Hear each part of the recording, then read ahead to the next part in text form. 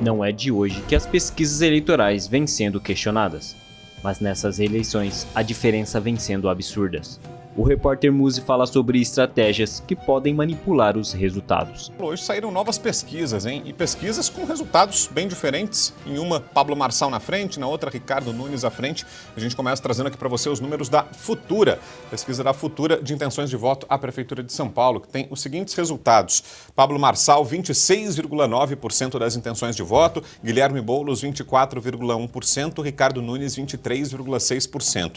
No limite da margem de erro, empate técnico entre os três primeiros colocados. Tabata Amaral, 9,8%, José Luiz da Atena, 2,8% e Marina Helena do Novo, 2,2% das intenções de voto. É esse aqui, o resultado do Datafolha.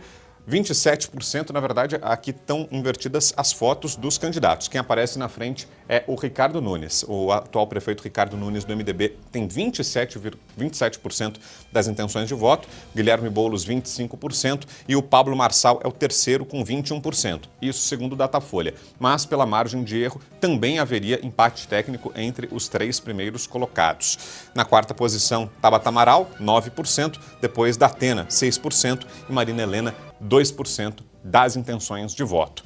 A pesquisa foi encomendada pela Folha de São Paulo e realizada entre 24 e 26 de setembro.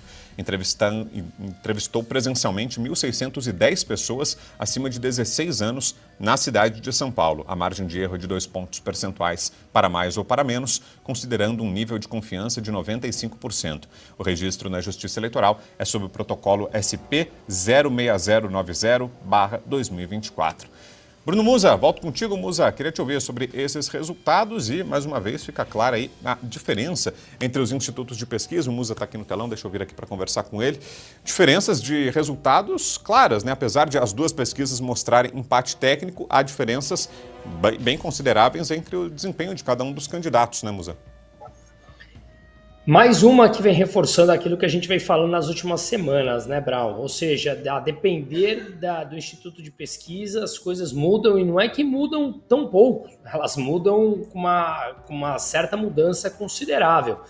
O que mostra que, volto naquilo que eu tenho falado, eu tenho me debruçado em alguns estudos sobre como funcionam os institutos, como funciona principalmente aquilo que para mim é o meu centro que eu mais amo do estudo, que é o comportamento humano, que você transborda isso para a parte econômica, para a parte política, para a parte social, porque tudo depende do indivíduo. E o indivíduo, cada um de nós temos um determinado comportamento e eu alinho isso justamente às pesquisas, ou seja, como foram feitas essas perguntas. Você vê, eu mesmo faço esses testes aleatórios, tá? Pode me chamar de meio louco, mas eu gosto de fazer esses testes empíricos de forma aleatória. Chegar às pessoas e perguntar em quem você votaria. E aí eu chego para uma pessoa muito próxima, com uma mesma característica e pergunto numa outra entonação. E aí eu descubro, depois de conversar um pouco mais, que é fácil você perceber que aquela resposta não foi um tanto quanto real, porque a pessoa se sente intimidada em determinado nível de pergunta, ou de quem está perguntando, ou como está sendo perguntado. Então, de novo, eu acho que a gente tem pesquisas para todos os tipos.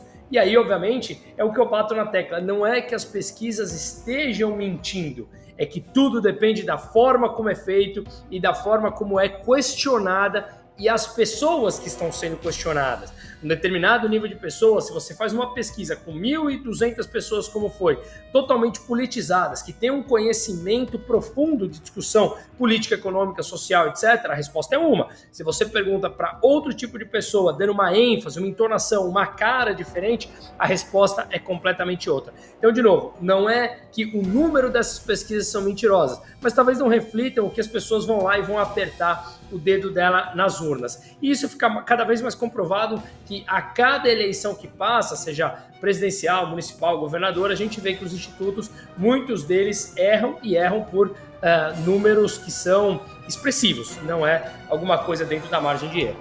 E você, o que acha dessa diferença de resultados? Dê sua opinião e não se esqueça de se inscrever no canal.